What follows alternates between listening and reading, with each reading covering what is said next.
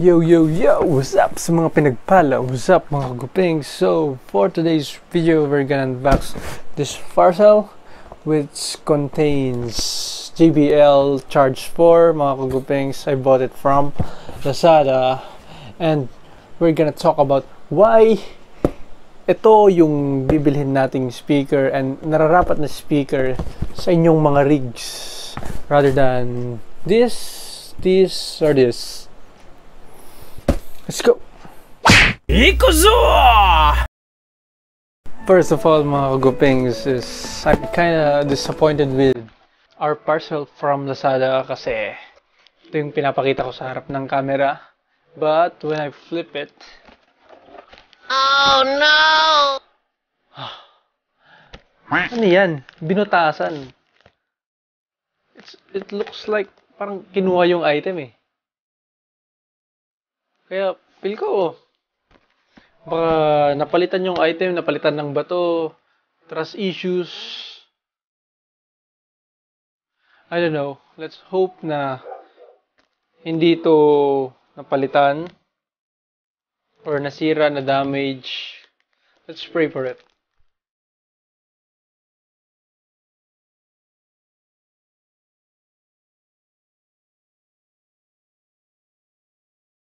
Ayos naman, pero yun nga, nabutas yung parcel natin, which is quite good kasi nga may box siya and then another may bubble wrap na naman siya. So ito na yung mismong item. So sa mga nagtatanong, mga gubings, I bought it for 7,179 pesos kasama na doon ang ating shipping fee.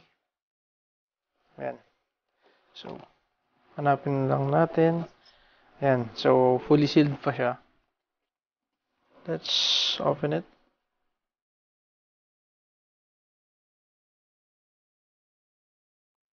Punit. Punit. So, dito talaga yung bukasan niya. Ayan. Ready na ba kayo? Wow. So, mali. Dapat ganito pala. So, from ganyan. Then, bubuksan natin. Charge 4. Charge 4. Wow, may cover. Stig. Foam pa rin. Then, may play and charge endlessly. So, ito na yung speaker. Ang laki. Ang laki. Wow! Ang laki. JBL. Exclamation mark. Yan. So, compare natin sa stick ko. Grabe. Ang laki. Balak ko pa man din ilagay ito sa mga bike ko. Pero, I think, hindi natin madadala. Pero maganda to kasi ito yung gusto kong features na kaya binili ko to is yung Bluetooth niya. And ito, pag binuksan natin to, may Type-C siya. Then may USB port at yung aux cable niya. So yung aux cable niya is gagamitin natin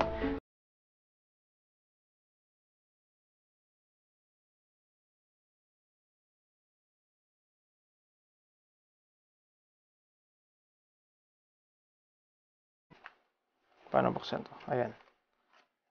Yun. Hinila. Ayan ang ating Type-C cable. Ang ating silica gel.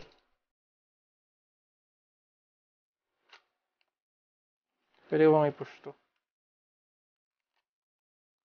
Ang bigat. Ating quick start guide. Pero hindi ko na kailangan yan. At ayan, may laman pa. Palungan na to. Wala na pala. Box na lang pala ito. So, halos ito lang ang laman ng box. Pero, ang sabi ko, ang ganda ng box. Fully sealed. Now, let's try to open it, mga groupings. Open na natin siya. Click to.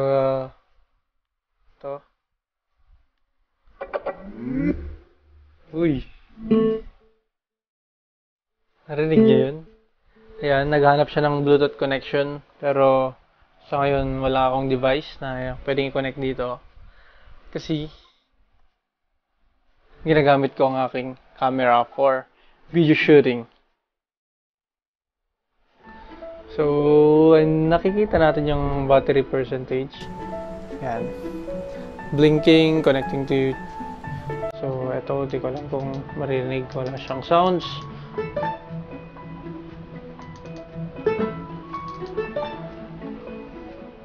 So, ang mga features niya is papakita ko na lang dito mga kagubings. Now, let's talk about why I recommend this speaker rather than yung mga gaming speakers natin like Logitech. So, the main reason that I recommend this is yung Bluetooth capacity niya, yung portability niya, yung aux cable niya, yung pwede kang mag-charge sa speaker na to. Pwede mong gamitin through wireless and non-wireless. Ayan, Type-C siya, fast charging. And last but not the least, and the most important reason why you should buy this rather than buying some gaming speakers is yung portability niya, and pwede mo siyang gamitin sa kahit saang lugar, hindi lang sa PC mo, kundi pag pumunta ka sa iba't ibang lugar, kung may activities kayo outside or may mga affairs kayo outside.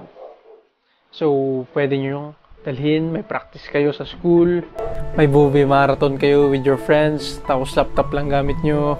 So, Filipino perspective mga kagubings, kung bibili ka ng mga gamit mo, if you want to fully utilize yung mga gamit na bibilhin mo, hindi lang para sa isang bagay, kundi para sa lahat ng bagay na pwede mo siyang gamitin. Like for example, sa damit, and sa sapatos, and sa pantalon, sometimes you buy yung medyo mas maluwag, kumbaga may allowance yung damit na bibilin mo, yung sapatos na bibilin mo, yung pantalon na bibilin mo for the future purposes, para hindi ka na ulit bibili. So parang ganun yung way of thinking natin sa pagbili ko ng speaker na to. Dahil bumili na ako ng speaker para sa PC, bumili na ako ng speaker para sa phone, sa laptop.